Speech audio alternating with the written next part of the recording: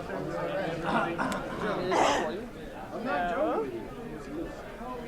everyone, we're going to try to get started here. So I'm Katie Heil. I'm the director of CU Biodiesel. CU Biodiesel is a student organization on campus.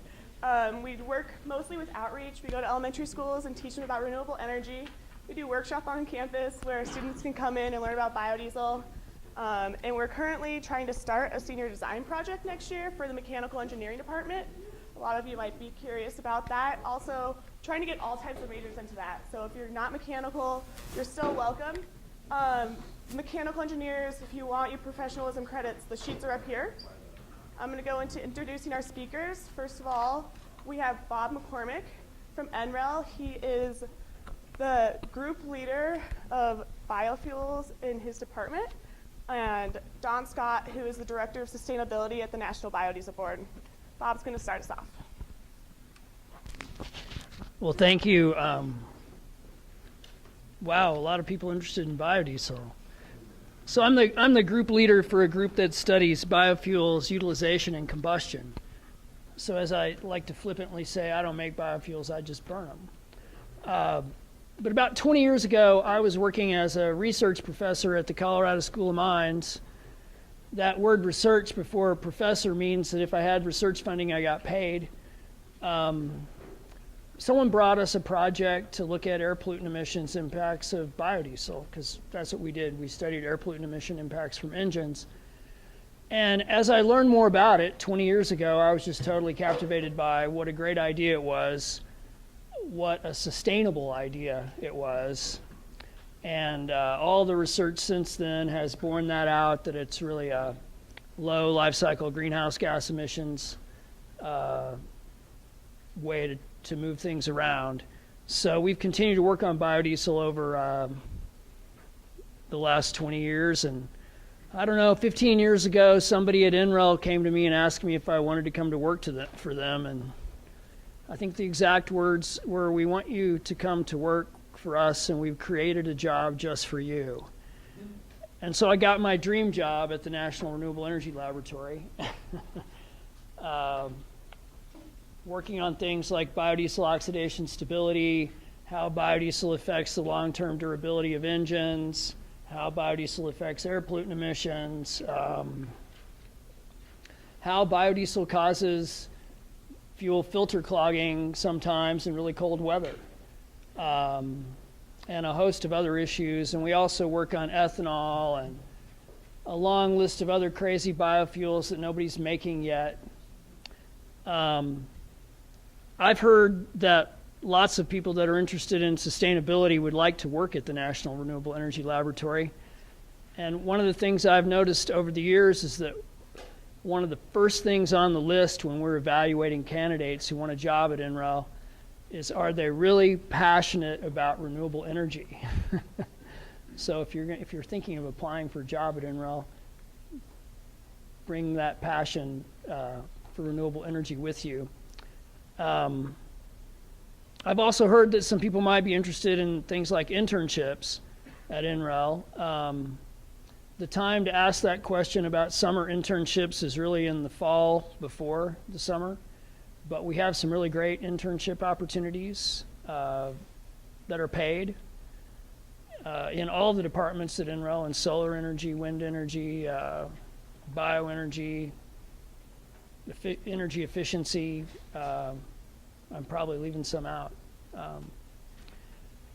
But with that, really, I came here to hear my friend Don Scott talk about biodiesel and to meet the CU Biodiesel Club folks who I hadn't really met before tonight.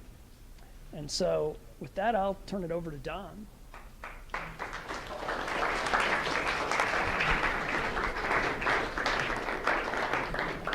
Thanks, Bob. That was one of the more flattering things. Oh, just for the recording. Okay, good. That was one of the most flattering introductions I've had. It's kind of like when people say my kids look like me, because I think my kids are beautiful. They said they're just using the mic to record, so I'll have to speak loud so that you guys can hear. So keep let me know. Give me some signals if you can hear me or not back there. It's a real privilege to be here. I had the opportunity to meet some of your club members that have come to our biodiesel conference. I understood that there's a lot of enthusiasm about biodiesel here, and I'm interested in talking to the larger group here because biodiesel is the underdog, and we need more smart people that care and understand the issues, particularly around sustainability, so that we can help biodiesel succeed. It's one of the things that motivates me to work for the biodiesel board is the fact that they are an underdog. Just as coincidence, I'm an engineer. I started in agricultural engineering. I got my degree is in civil engineering. Just by coincidence, I started at the University of Missouri when they were doing the very first soy biodiesel experiments. And I thought that was interesting and all. They were trying to help the economics for farming and for soybeans oil specifically. But I was like, I'm going to go save the environment. That's why I'm here to get this degree. And so I went out and worked for the Missouri Department of Natural Resources for a dozen years in water quality. And we did a good job in water quality, but recognizing that on my daily commute, I'm using all of this fossil fuel, and there's a bigger problem here. And so I came back to biodiesel after a 12-year absence. And to tell a personal secret, I came back because I wanted biodiesel to succeed, but I also understood that there were resource limitations. In my work in water quality, I had worked a lot with farmers trying to improve the water quality impacts of farming, and I came to the biodiesel board to affect change from the inside and make sure that while we were producing biodiesel, we were doing it in a good way and we're protecting natural resources. And I've really been humbled in the 8 years that I've been working there. I've been humbled to get to know the farmers and their leadership and understand that I actually didn't have a whole lot to teach them about stewardship. That they really are stewards of the land and they're trying to do the best they can. And we'll talk a little bit more about farming as I talk about the sustainability of biodiesel. I'll give you just a little bit more general information about the organization I work for. And I put these slides together roughly, but I didn't come here to show you slides. I came here to talk to you. So I want to talk about what you're interested in and stop for your questions and explain things that you really care about. But the National Biodiesel Board, we happen to be headquartered in Jefferson City, Missouri. We have members all across the country. Our members are people that make biodiesel and people that make stuff that you can turn into biodiesel. So the soybean associations and canola oil associations and renderers are all members of our association. We were founded in 1992, and we really started as a coordinating body for research because there was no biodiesel production commercially in 1992. There was no market for biodiesel. So we had to build all of that from the ground up, and we started with research. The work that Bob has done and his team at NREL has really been a cornerstone of that, developing fuel quality protocols and making sure that the biodiesel actually works good in practice.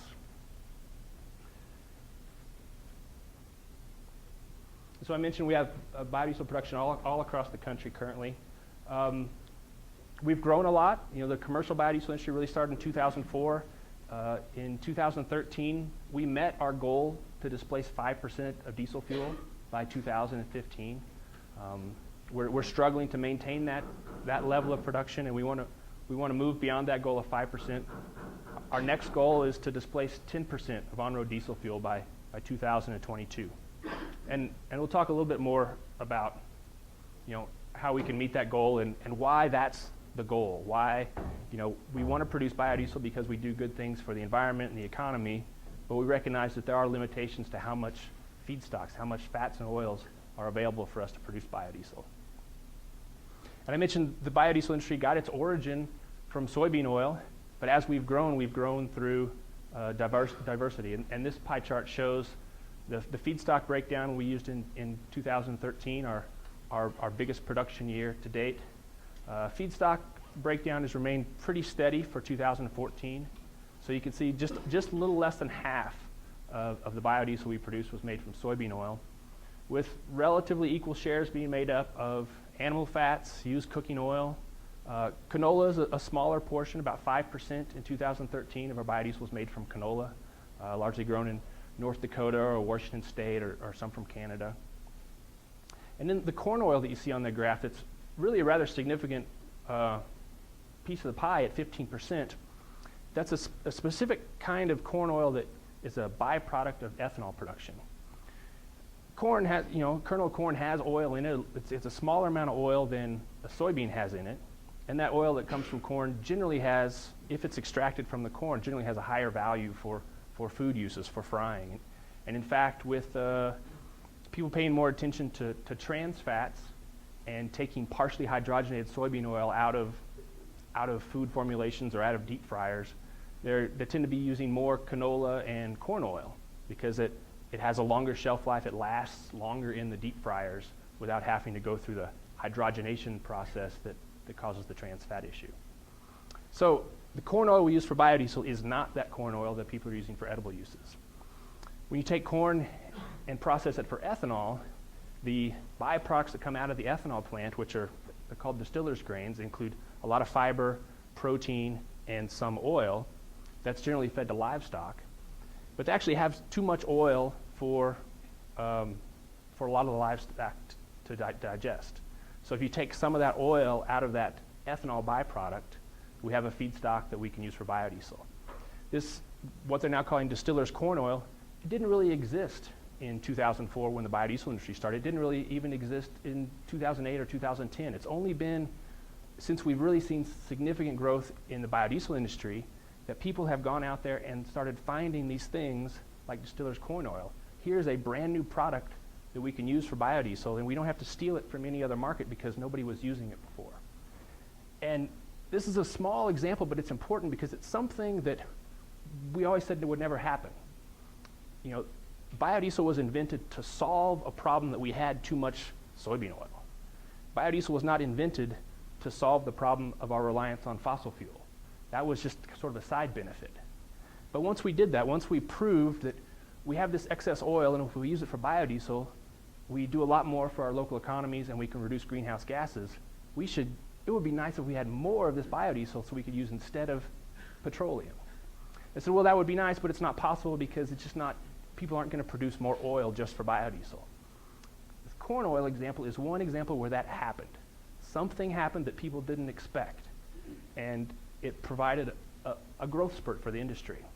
So I'm excited about it because 15% of our market is important, but also because it's an interesting example. And I'm hopeful that there may be other things out there. And just maybe another potential example could be trap grease. So the used cooking oil that's shown on there, is what you imagine that comes out of French fry oil. Well, there's almost twice as much grease and oil that goes down the drain from washing plates and stuff than gets recycled in that oil. Now that trap grease that goes down the drain is really nasty stuff.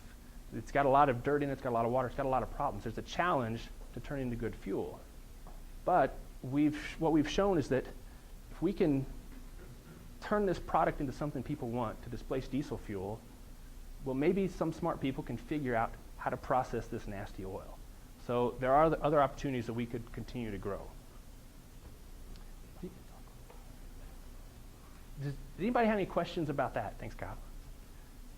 Yeah. Do you see more growth opportunities in the future from recovering oils that have been produced as byproducts or from Almost, all of the oil we currently use for biodiesel is in fact a byproduct of something else. Algae is interesting because people have said there's a potential to produce a lot of oil in algae. Now we still have to figure out a lot of the mechanics of what kind of algae are we going to grow, where are we going to grow it, how are we going to get the oil out of it and separate it. So that's exciting. If people can solve those problems, it's exciting to have a new large feedstock for biodiesel. I think your question is actually right on. It's going to come down to the economics. Because so far, we really haven't produced any natural oil just to make fuel. Like fuel is relatively cheap, but if we can maybe use algae to produce some sort of nutraceutical or some sort of food product, and the oil is again a byproduct, there's a lot of promise there as well. Yeah, so it's my understanding that actually corn-based biodiesel over its lifetime, the CO2 emissions are actually higher than like standard gasoline. I guess my question is,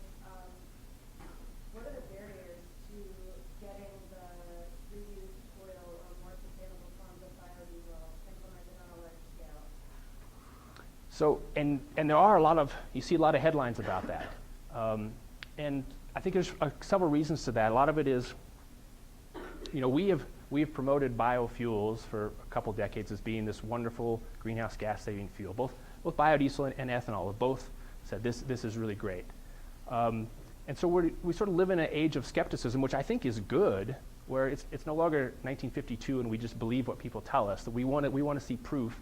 And we've sort of been conditioned that the big companies, whether they're selling us petroleum fuel or tobacco, don't always tell us the truth. So this age of skepticism is really good.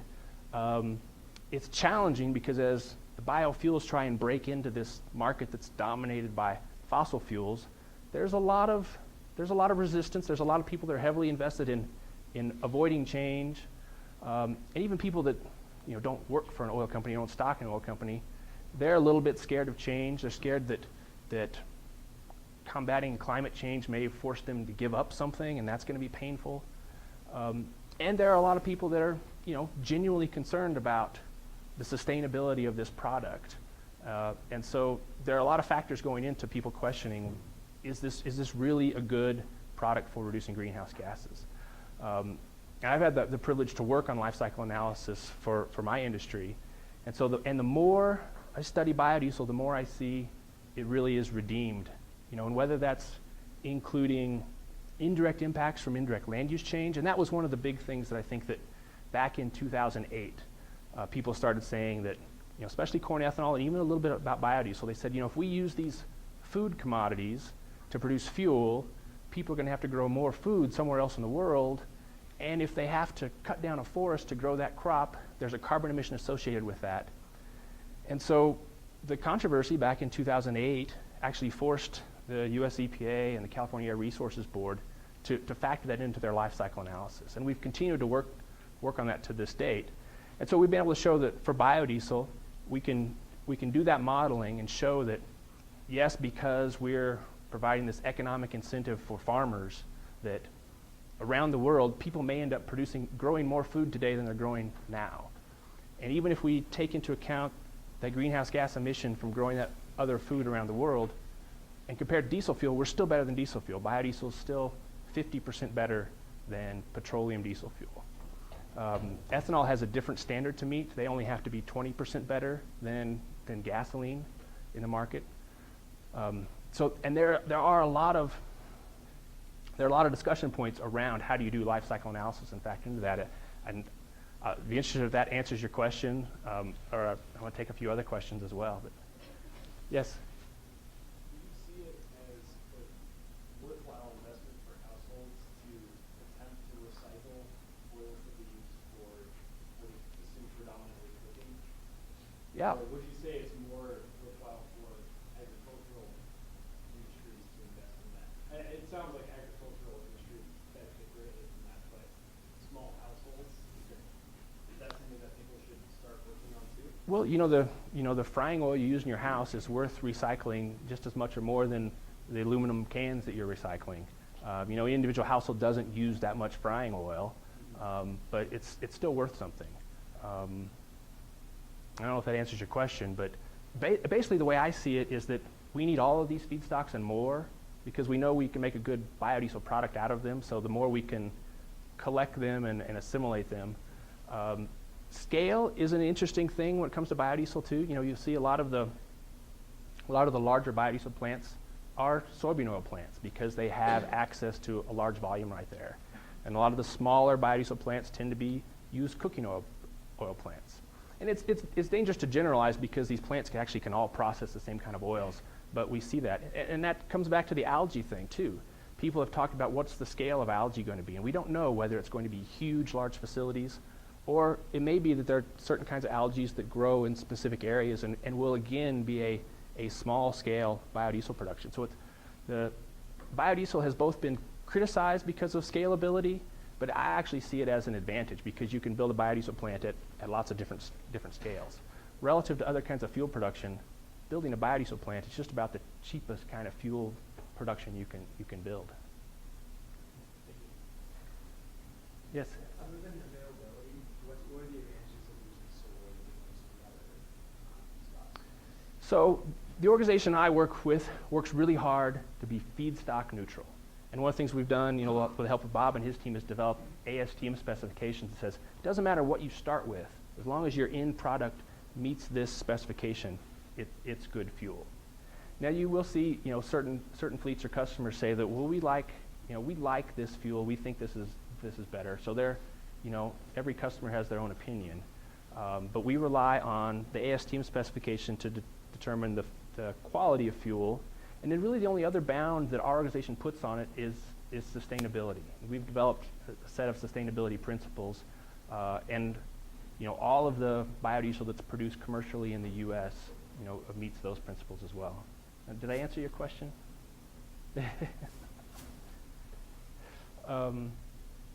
So you probably already know these basics, but there are benefits of biodiesel, right? It's renewable, it reduces hazardous emissions, it reduces greenhouse gas emissions. We can produce it here, so there's economic benefits from it.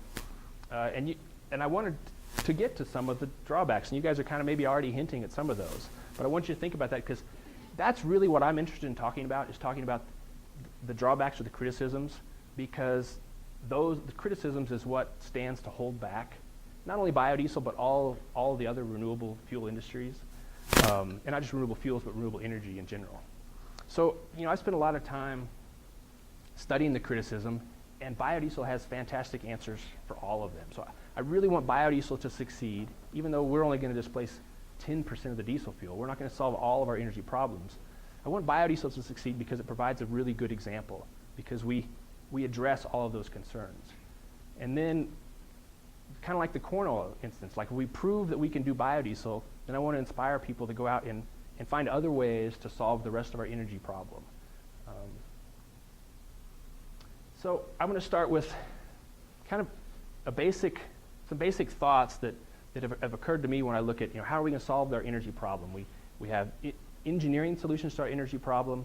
I mean, energy has given us a lot of things. Our society wouldn't be where it is today. We wouldn't have higher education and healthcare and information technology if we weren't able to access all that wonderful energy in coal and petroleum for the last 100 years. So, fossil fuels aren't terrible. They've done great things for us. But now we understand that we can't keep taking carbon out of the ground and putting it in the atmosphere. And we like our energy-intensive lifestyles. There's a lot of good things that come with that. So we need to find different sources of energy so we can continue the good things that energy brings to us in society. And, we actually have a lot of energy coming to us every single day. The sun is pounding energy on us, and we ignore most of it. But nature doesn't. Nature has figured out how to use that energy from the sun. And we're trying to capture it in solar panels and windmills and hydroelectric, because ultimately the wind and the weather is all driven by the sun. None of those give us a very convenient package of energy to take with us in our cars. We can work on a human-engineered solution. We can try to invent a better battery to store electrical energy that comes from the sun. Or we can look to how nature has already learned how to store solar energy. And plants provide an excellent example of that. Plants store solar energy in seeds, in starches, and sugars, and oils, and in some degree even in fibers and cellulose. If we look at, and I'm going to use soybeans as an example a lot tonight, because that's our biggest single feedstock. It's also the feedstock that probably gets the most criticism, because people link it to production agriculture and food production. But I'm going to use soy as an example, and you can extrapolate that to other kinds of oil seeds and even to starch crops like corn and so forth. But annual plants, the plant dies and has to produce a seed, and that seed grows a new plant each year. They have to store energy in their seeds. You could think of a seed like a little fuel tank. The seed contains genetic material, the DNA that's going to grow a new plant. That is actually the protein that we eat. But it has to have energy so that seed can grow into a plant until it builds its own solar collectors in terms of leaves and roots. So nature's already storing energy in plants and in seeds. And of all of the seeds that have oil inside them, that oil is remarkably similar to the diesel fuel we use. That's why a biodiesel plant is cheap and easy to build and operate, because it's a very simple conversion process to take that natural oil and turn it into a diesel fuel. Does that inspire any questions in anybody? I think this is powerful, looking at nature's examples. And again, biodiesel is only going to solve 10% of our diesel fuel problem, but I think nature has a lot of solutions for us if we learn to follow its cues. And this is also how biodiesel has a greenhouse gas benefit. Because when we burn biodiesel, we burn any fuel, we're putting carbon into the atmosphere. But in biodiesel, that carbon came from a plant, and that plant took that carbon out of the atmosphere. So we're recycling carbon in the exact same way that the biosphere has always recycled carbon. Plants take carbon out of the atmosphere and build it into their plant structures. When they die and decompose, the carbon goes back to the atmosphere. So we're not affecting the net change in carbon. And if we use this energy from the sun instead of using energy from fossil fuels, then that carbon stays in the ground instead of going to the atmosphere. And it's that carbon from fossil fuels going to the atmosphere, which is why we have a greenhouse gas problem. Yes? Is the 10% that you're mentioning, is that a limitation on the amount of energy density in biofuel, or is that a limitation on the industry that we have available across? That's a goal that my organization set. And we said, how big do we want to be? And we said by 2022, we think there'll be enough excess fats and oils and enough production capacity that we can make 10% of our diesel fuel. So that was set by people. And it's actually interesting you ask that, because a lot of times we talk about sustainability, I talk about the properties of the fuel. It reduces greenhouse gases by 80%. But a significant amount of the sustainability of the biodiesel industry really is the people. It really is people getting together and deciding, this is how big we're going to be, and here's why. And it would be foolish to try and be 50% of the diesel pool in 2020, because we just don't have the capacity to do that. So people are a factor in this. Yeah. What percentage is it at right now? So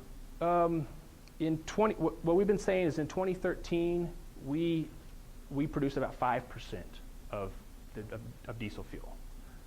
And the way biodiesel is actually marketed, you can include up to 5%, just by coincidence, you include up to 5% in diesel fuel without it even being labeled on the pump. And so a lot of it is actually sold that way. If there's more than 5%, it has to be labeled on the pump. And common blends can go up to 20%. And so you can see pump labels out there occasionally that say that. And it's for people using more than 20%, it tends to be niche fleets or people that are just really into biodiesel that are using those higher blends. Yes? So you keep talking about percentages and stuff like 5% Yeah. diesel fuel or 5% fuel. But like, what's the raw number? So Like, especially one, when you say like something yeah, reach. yes. How big is the number? So in 2013, we made 1.8 billion gallons of biodiesel. Yeah, in the year 2013. So we produced a little bit less last year. So and we want to grow. Interesting thing is, when we grow, we're actually pulling in more diverse feedstocks. We're pulling in more used cooking oil. We're pulling in more distiller's corn oil. We're pulling in what I think are more interesting things as we grow. So. Well, I think we're sending that signal out, right? We're sending the signal that this biodiesel is real. These guys are serious. This is a commercial industry. So if we can take this oil out of corn oil and make money, we should do that. We should gear up. And if we can start, figuring out a way to get oil from algae or from trap grease, that growth gives the signal to people to say, this is worth investing in. Yeah, yeah. Not to ask like a hard question. I love hard questions. With the fuel prices and stuff going down, does that really hurt the biodiesel industry? It does, to a degree, but the truth is there wouldn't be any biodiesel in the market without public policy. We have a federal policy, the Renewable Fuel Standard, that requires certain amounts of ethanol and biodiesel to be blended in. And we're currently stagnated. We've been trying to get EPA to increase the amount of biodiesel that's used every year. And the low oil prices right now almost ironically signal why we need a policy. Because we have low oil prices, not because of the free market, but because OPEC manipulates the price. They are letting prices fall because they want to drive domestic U.S. production out. They want to drive out renewable fuels, They want to drive out the fracking boom because they don't want that competition. And so we need a policy that says we're going to be serious about renewable fuels, and we're going to grow renewable fuels at a responsible rate, but we're serious about it and we're not backing off of that. Because there really is no free market, but if we let the free market dictate, all OPEC has to do is open the floodgates, drive prices down, and then all of the investment that we put into building our own fuel production goes bankrupt. So there is no free market. So if we're not making decisions over what our fuel mix looks like, well then Saudi Arabia is going to be making the decision over what our fuel mix looks like. So the fuel prices is a good question. What kind of legislation is that going on right now? So the Renewable Fuel Standard is passed under the Energy Independence and Security Act of 2007. It's actually passed under George Bush. It was legislation that Obama campaigned on. He was a big supporter of biodiesel. The best hope now is that no legislation is passed because it's a good law if implemented. We've been struggling to get EPA to implement it, and it has been controversial. A lot of the headlines you see about corn ethanol is worse than gasoline. A lot of those are motivated by, Republican districts or oil and gas districts in Texas and Oklahoma that want the renewable fuel standard to go away because they don't want the competition in their market. It's pure and simple. They have an economic interest in keeping the market to themselves. Is there any idea what the relative efficiency conversion of solar energy is compared to something else, like other competitive forms of solar energy? Relative. I don't know specific numbers, and in fact, there's been an article published in February criticizing biofuels, saying, hey, we should quit using biofuels because solar panels are actually more efficient. Per unit area, a solar panel can give you more electricity than a plant can give you. And I have something to say about that.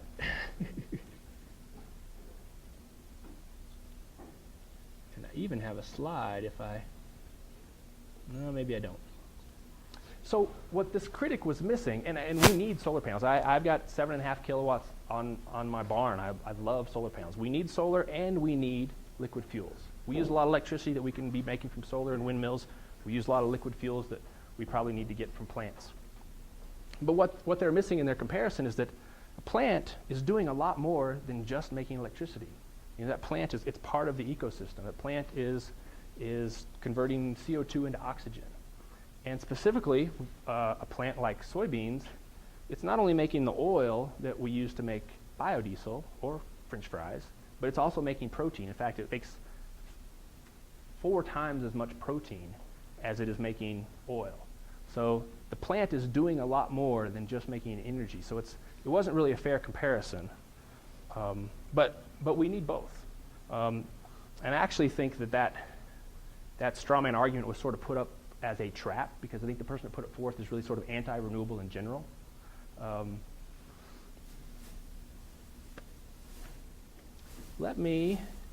Since we brought that up, let me talk a little bit more about soybeans as an example. That's fancy.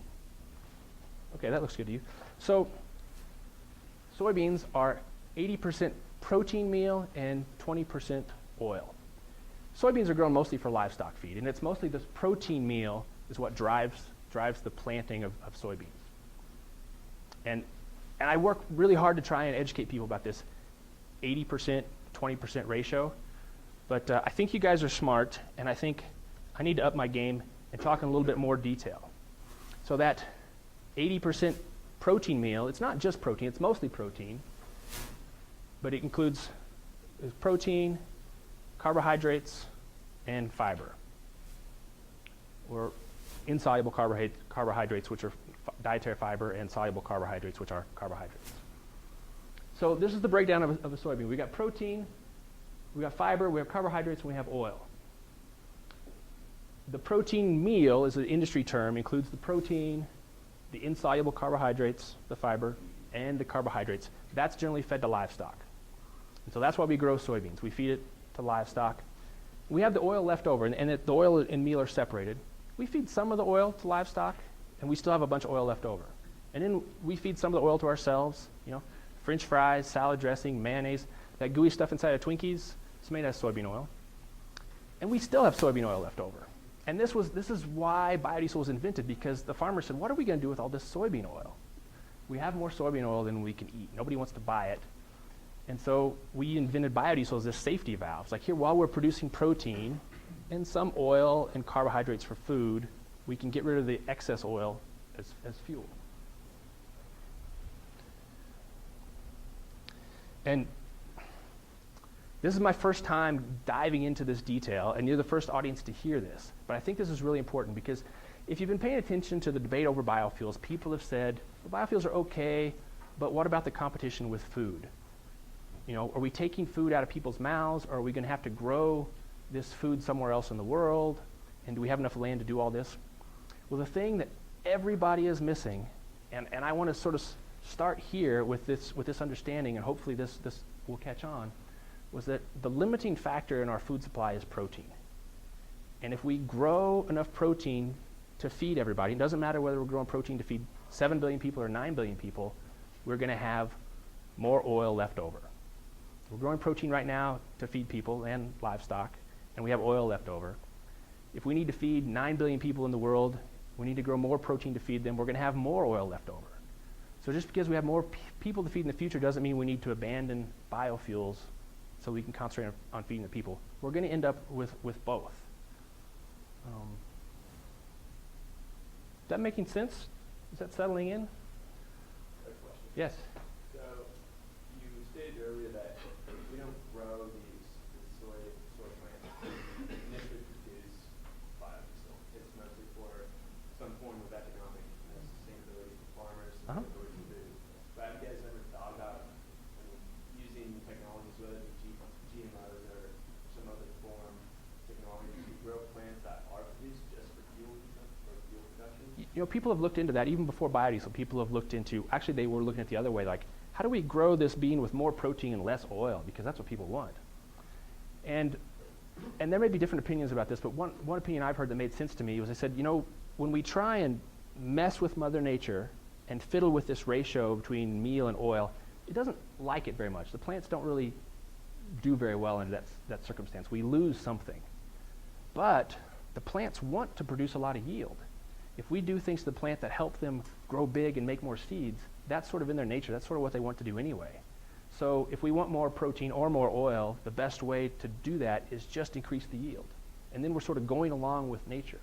And the plants will respond well to that. And that, actually, hearing that story was sort of what it sort of inspired me to think about how plants have evolved to store this oil for a specific purpose, to store it as energy to turn a seed into a new plant. And if you think about it, there's an evolutionary reason why plants would store more oil than they actually need as a safety or as insurance policy to make sure that plant grows up and the species survives.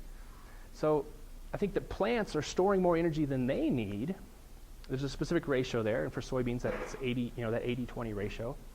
And then when we use that plant for us, whether we're feeding livestock or people, we have a specific ratio of what we need between the oil and the protein, and it's again different, and that's sort of compounds this excess energy that we're getting from plants.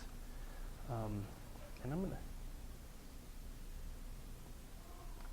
So I showed you the pie chart of the soybean that was cut up, and that was by mass, and that's the numbers here on this side that show it's 38% protein, 15% soluble fiber, 15% insoluble fiber, 18% oil.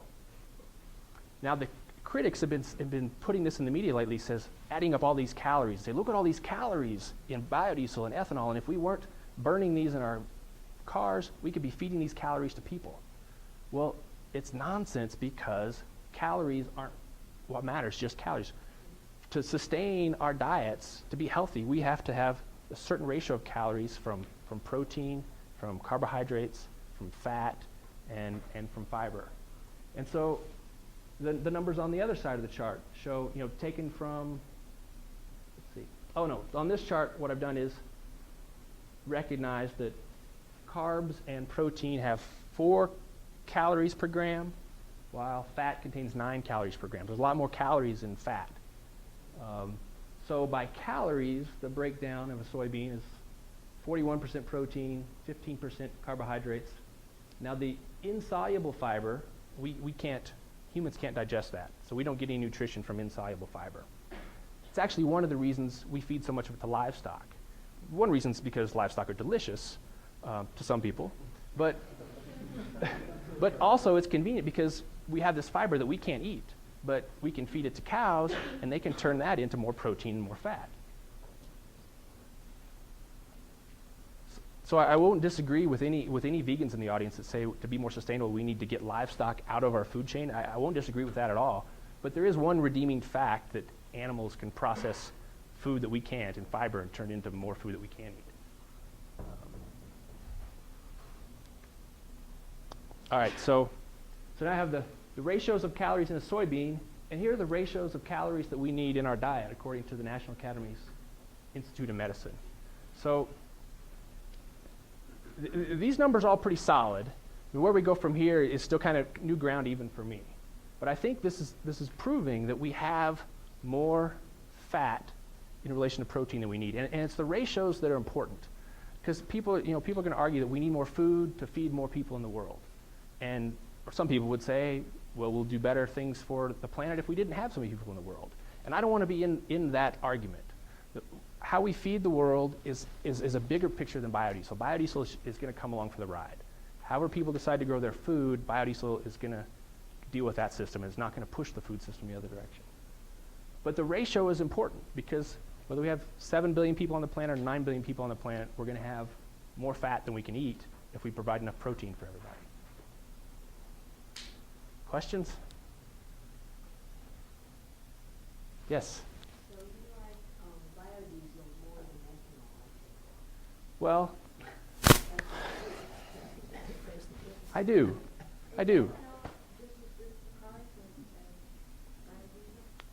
I think ethanol is a good fuel. And I'm hesitant to say that because so many people have decided that ethanol is terrible. And biodiesel is really in danger of falling in the wake of ethanol. Everybody's decided that ethanol's... Well, no, it's a good question. It really is a good question. And I feel free to speak in this audience where I couldn't speak freely in other audiences. But, biodiesel is a great fuel because of all these ratios I put forward, because nature has already given us a fuel that's almost like our diesel fuel. It takes very little processing to turn into diesel fuel. But biodiesel is not going to save all our problems or solve all our problems. We're going to need other renewable fuels too. Ethanol is way better than petroleum. And the only reason I hesitate to defend ethanol is because so many people have already decided that they hate ethanol. And I sometimes serve my industry better by saying we're not ethanol.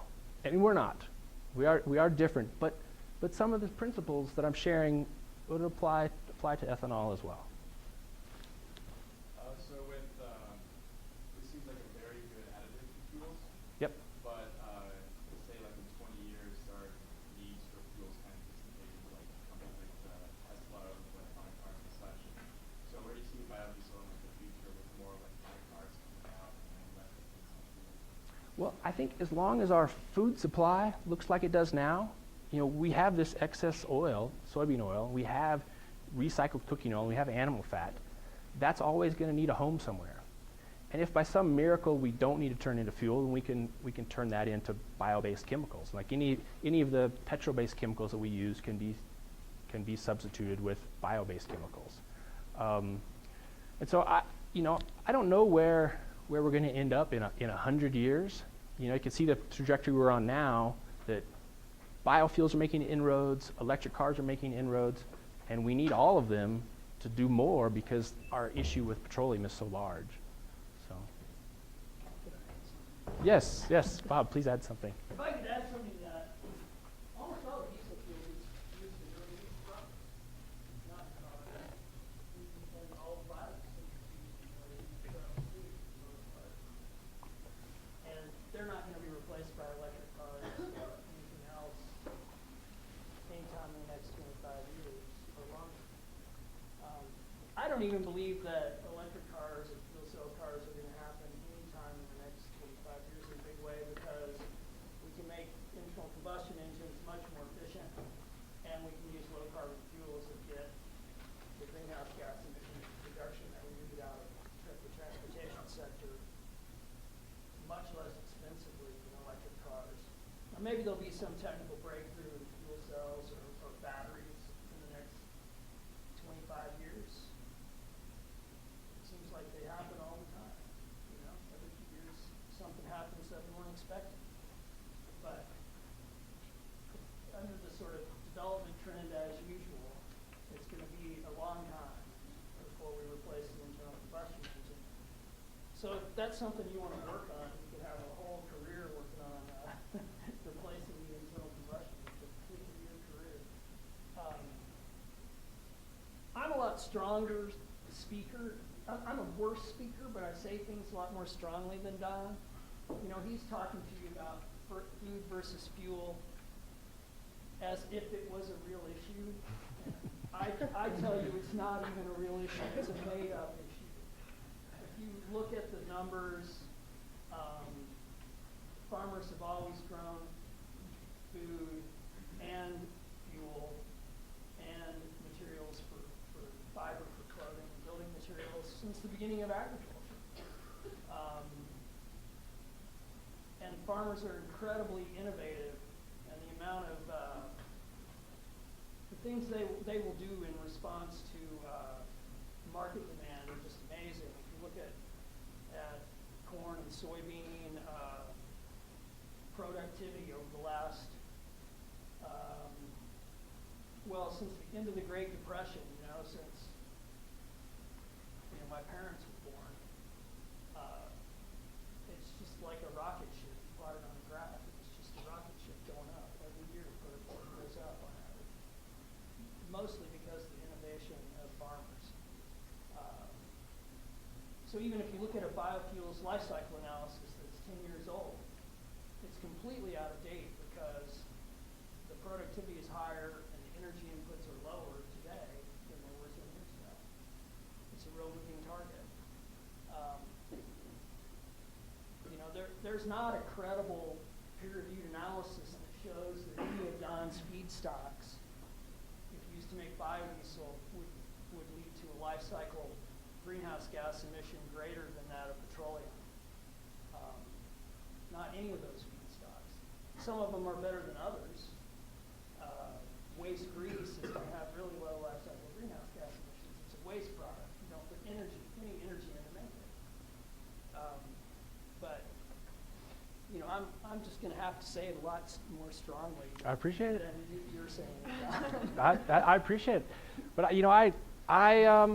I respect skeptics that ask good questions and hard questions, and so I want to answer the questions on their terms. But I agree with you, Bob. Thank you very much. He's the diplomat and the politician, and I don't really care.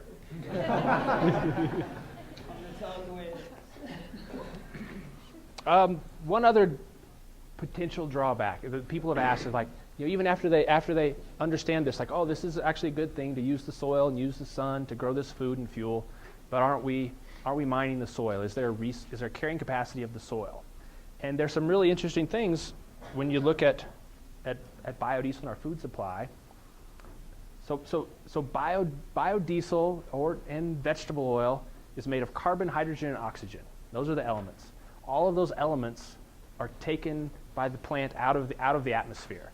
So it's part of the cycle. So this is the definition of sustainability, right? Is we can continue to keep doing this.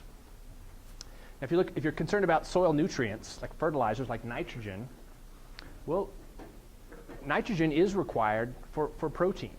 So some of the nitrogen ends up in our food supply. So if you're concerned about the sustainability of farming, what we need to focus on is the sustainability of our food supply, and then however we manage to engineer that or design that the biofuels can come along for the ride. And again, soybean's my favorite example, and it's really convenient because it has very unique properties when it comes to nitrogen. And it's no coincidence, soybean produces a lot of protein because it has this special tool where it can also take nitrogen out of the atmosphere. Instead of relying on nitrogen in the soil, you take nitrogen out of the atmosphere and fix that so it's useful to that plant. Not only to that plant, but to other plants that are growing in the same soil. So there's another benefit to growing soybeans for our protein because it makes our food supply or our protein supply more sustainable by, again, taking it right out of the atmosphere instead of taking it out of the soil. And it's one of the reasons that soy is grown in rotation with corn, because farmers can put nitrogen back in their soil without having to pay for it because the plant is doing it naturally. I think with that, I would want to, as much patience as you guys have, I want to spend time answering your questions. I really appreciate the opportunity to get to present some of these ideas. Like I said, this is the biggest audience that has ever heard this presentation. And so I hope it was successful. I'd like to keep giving it. I hope that you guys will help me keep giving it and tell some of these fundamentals. But any questions? In the back. In relation to extracting fossil fuels compared to refining and production of biodiesel, how would the cost compare? And you're saying Saudi Arabia, you can extract oil out of the ground for around $10 a barrel. So if you're trying to compete with fossil fuels, what price would you guys be able to produce biodiesel at a barrel? I have trouble with dollars and cents. I work in grams per megajoule of greenhouse gases a lot because the prices always change, right? I know, our benchmark used to be when petroleum crude got to $80 a gallon, biodiesel made sense economically. But those all change around. Probably still approximately. Yeah, I think it still is approximately. From the sustainability side, I've looked more at the energy balances and some of the mass flows, and I'm always confident that the biodiesel makes more sense. The energy balance actually maybe is a good example of that. So for every unit of fossil energy we put into producing biodiesel, we get 5.5 units of energy out. And so that includes all of the petroleum diesel we use in trucks and tractors to grow a crop and transport it. That includes all the natural gas and electricity we use at a biodiesel production plant. So for every 1 unit of fossil energy you put into that, you get 5.5 units of energy out. And you're getting energy because the sun is putting energy in your energy savings account. The ratio for conventional petroleum diesel fuel is it's very similar actually. For every unit of energy that you have in petroleum crude, by the time you process it and get it to market, you've lost 20% of it. So on an energy use, the petroleum processing and biodiesel should come out relatively the same. And so that's a little bit more constant than the dollars and cents. It's a good question. Sorry I couldn't answer it a little bit more precisely. Yes? Isn't the idea that you mix the biodiesel with regular diesel? That is the way most of it's actually sold, yep. So it won't just go in big trucks, it'll go in the cars too. Yeah, yep. Different percentage. Well, it's whatever they're selling at that pump. I suppose generally, they do have separate trucks at the pumps of the truck stop for big trucks and cars, but I would say it's very common to find 5% in either of those. Yeah. Yes? How good is the water Excellent. And so I'm a water guy. So before I came to this post, I was the chief of surface water for the state of Missouri. And it takes very little water to actually process biodiesel. Most plants do use water as a wash process. If water was really scarce, you could make biodiesel without any water. The trade-off would be you'd have to spend more money on catalysts or energy in the process. As it is, water's not that scarce, so it makes more sense we're just going to use this water because it's cheaper than spending money on this. But the really interesting thing about biodiesel and water, and this comes up in California because California's in this huge drought. They are interested in importing renewable fuels because they have a low carbon fuel standard. They want to use low greenhouse gas emitting fuels instead of petroleum. And so they've asked that question about, well, how much water is this going to take? I said, well, California is short on water, but if you're producing the biodiesel in, say, Iowa actually has lots and lots and lots of water. So if you use 2 gallons of water to make a gallon of biodiesel and ship that to California, that biodiesel actually has enough energy to desalinate 2,000 gallons of seawater. So it's actually a really good deal for water scarce regions. And it doesn't mean they have to use that energy for that purpose, but they could. And maybe if they had enough energy, desalinating seawater wouldn't be so expensive, and then the urban centers on the coast could use that, and it would take the pressure off the Central Valley, and the farmers could use the water resources they have. So, yes, Do some biodiesel producers treat and recycle their water? they all do. So they'll treat it and recycle it within the plant, and even at the discharge stage, it has to either go to a publicly operated treatment works or be treated so that it's as good or better than the water that they used.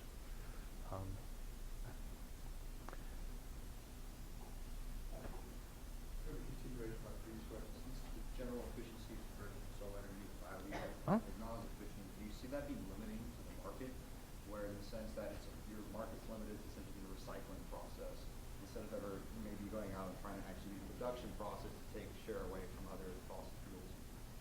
Like, would that efficiency limit, you think that can be broken to where the market is not limited to recycling? It's very closely tethered to an agricultural economy. I think for the foreseeable future, the biodiesel production is going to be tethered to food production. We're going to use whatever byproducts that the food industry is delivering. There's going to be some pretty major breakthroughs, whether it's algae or something, where you can produce an oil that's basically cheap enough that we can afford to burn it as fuel. I don't think the productivity or capturing solar rays compared to solar panels, I don't think that holds back either industry. I think the number's on the order of like the sun gives us 10,000 times more energy every day than we can use. So, we have lots of solar energy. We're just not very good at capturing it. We need to put up more solar panels and windmills and capture that for electricity. And we need to be capturing as much energy from biomass as we can. We're actually gonna need all of those to displace our fossil fuels. The fortunate thing is that there's lots of energy coming from the sun, so if we can figure out how to capture it, it's going to have to be in different ways, then we actually have a solution there.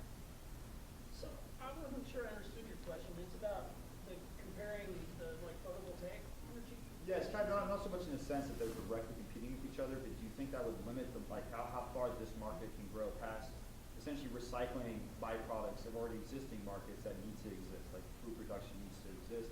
You do have all this feedstock, and absolutely, it's great that that's recycled and produced. Like that market doesn't exist for that.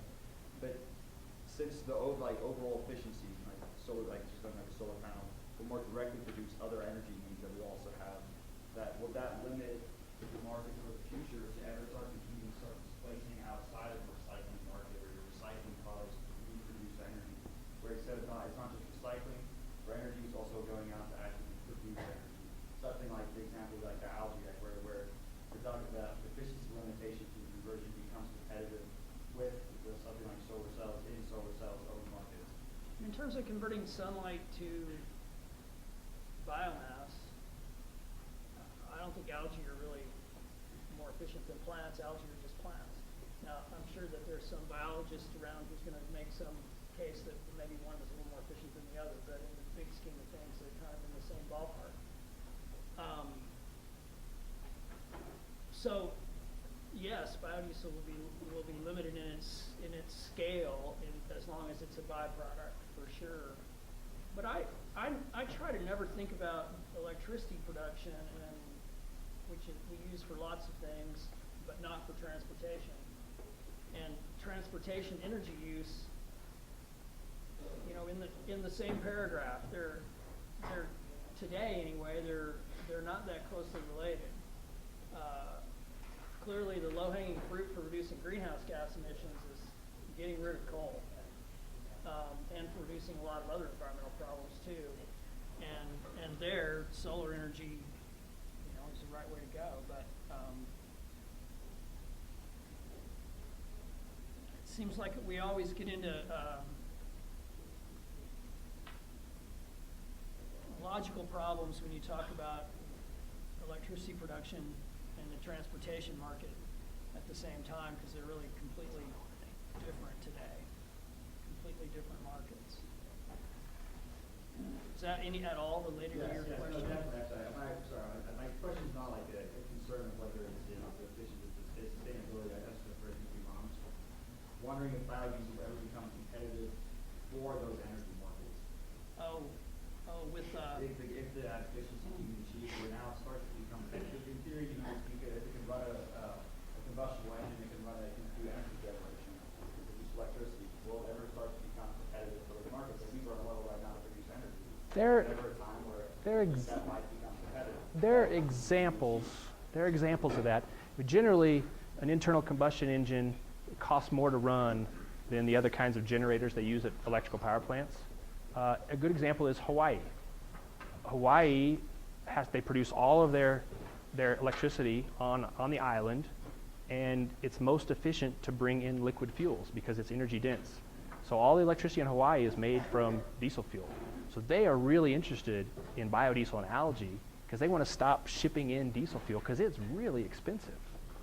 diesel engine's way more efficient at converting fuel to whatever than like a power plant in thermodynamic efficiency.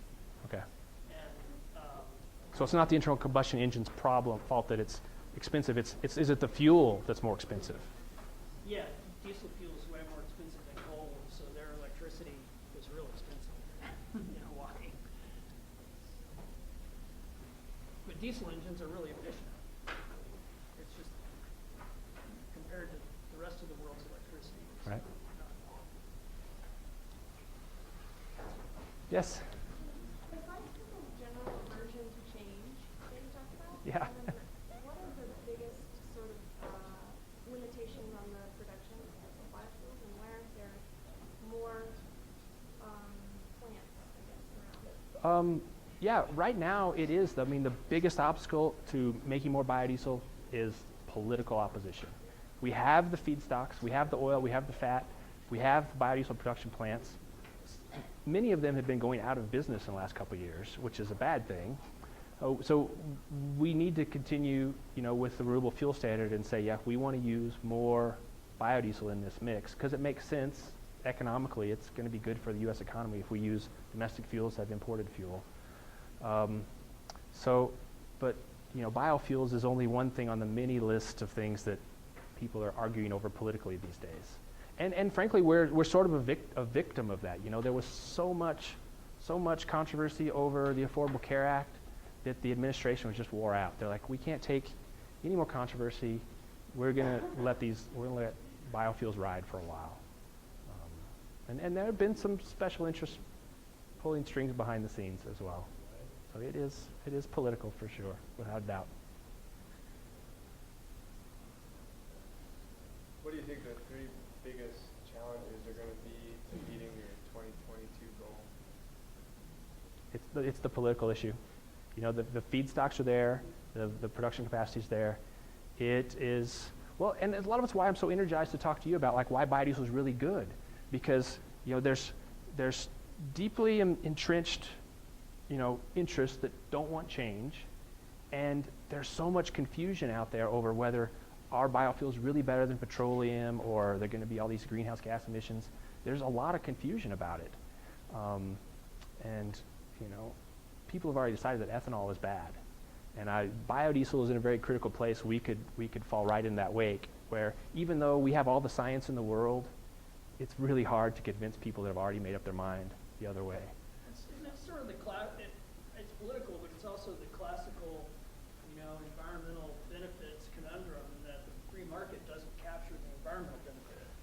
So while biodiesel isn't less expensive than petroleum fuels, it has these societal benefits that are not captured in the selling price. And that allows the people who stand to lose market share to biodiesel, who are very powerful politically, to have an argument. Bob will appreciate this.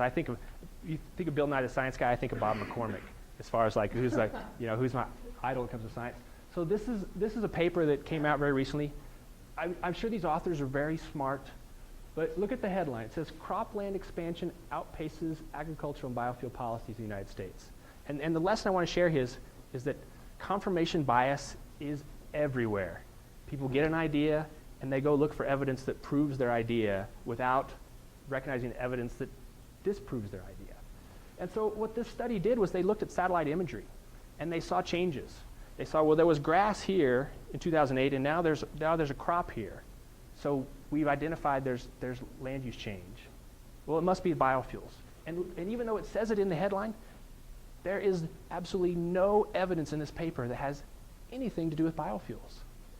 But it's in this headline, and it's in every headline that every news story picks up, because controversy drives readership, right? People don't want to read, it's very rare that an actual scientifically correct statement gets a headline because there's no controversy there. And actually what happened was the grassland they saw was already cropland that just didn't have a crop on it that year, and they came back in 3 years and they had planted a crop there. Their satellite imagery science wasn't that bad. It was a good exercise, but their conclusions were just nowhere near supported by what they actually saw. So,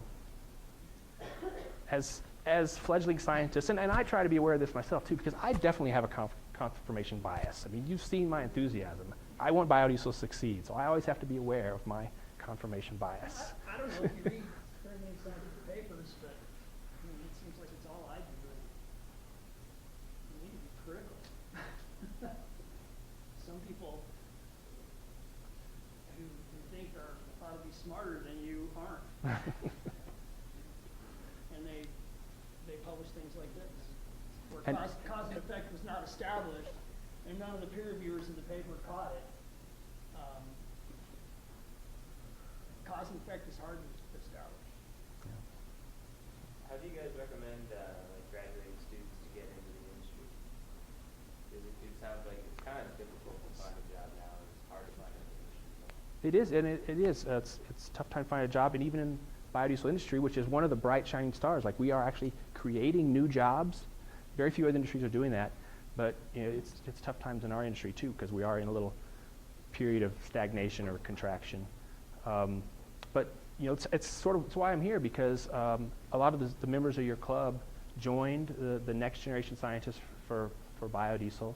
You can sign up online, and it's very simple. We're still trying to evolve it into a bigger program, but we've developed as a network for students that are interested in sciences that touch biodiesel, so they can share research resources, and we also want to provide stuff back to the students, like job opportunities. A lot of the students that came to our conference came there under a scholarship that we award every year. So if you go online and join the Next Generation Scientists for Biodiesel, you'll get an announcement the next time we open a scholarship application. I think we brought 15 students to the conference on scholarship. I think that we had a total of about 30, and that's a good place because our conference is all of the people in the commercial industry, so you can actually meet them and talk to people that are in production. And so we're trying to build a better network for that. I think while the biofuels industry may not be growing really rapidly right now, I think both Don and I, we were talking about this earlier, that we want to encourage your interest in getting involved in just any of the sustainable energy technology industries. There's a really bright future there, and without those industries, maybe there's not such a bright future for the planet we live on. Yeah. So even if you're going to graduate next year in the biofuels industry, or this year isn't really growing, and it'd be hard to get a job doing that, there's a lot of other sustainability targeted industries, sustainable energy industries that are doing better. Yeah, I think that's right, and I hope maybe that's something you take away from this. Like, these principles about looking to nature for examples of how we capture solar energy, the principles of how we do greenhouse gas analysis and life cycle modeling, and the realities that there also has to be a political and a communications aspect to a new industry succeeding. So that can apply to a lot of things besides biodiesel. So I really appreciate the opportunity to speak to you guys. Thank you.